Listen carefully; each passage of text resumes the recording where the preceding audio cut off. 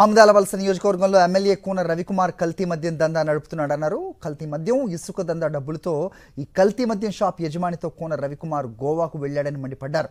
అక్రమ మద్యం కేసులో ఎమ్మెల్యే కూన రవికుమార్పై కేసు నమోదు చేసి అరెస్ట్ చేయాలని డిమాండ్ చేశారు చింతాడ రవి. గత 6-7 నెలలు బట్టి కూడా ఈ కల్తీ మద్యం వ్యవహారంపై సరబుజ్జులి ఇప్పుడు మొన్న కల్తీ మద్యం దొరికినటువంటి షాప్ ఓనర్ ఈయన మా ఎమ్మెల్యే గారు కోన రవికుమార్ గారు. రోజుకి నాకు తెలిసి ఒక రూమ్కి 25,000-30,000 రూపాయలు కాస్ట్ ఉన్నటువంటి రూముల్లో విలాసాలు, విందులు, చిందులు, గోవాలో టూర్లు, మరి వీటికి డబ్బులు ఎక్కడి నుండి వచ్చాయి? ఈ కల్తీ మద్యం డబ్బులా, లేకపోతే ఇసుక దందా డబ్బులా, లేకపోతే భూదందాలు కూడా ఉన్నాయి, ఆ భూదందాలకు సంబంధించినటువంటి డబ్బులా? ఈ నియోజకవర్గంలో ఈ కల్తీ మద్యానికి కారణమైనటువంటి వ్యక్తి కోన రవికుమార్ గారు. ఆయన మీద కేసు నమోదు చేయాలి, ప్రాసిక్యూట్ చేయాలి, ఆయన అరెస్ట్ చేయాలి.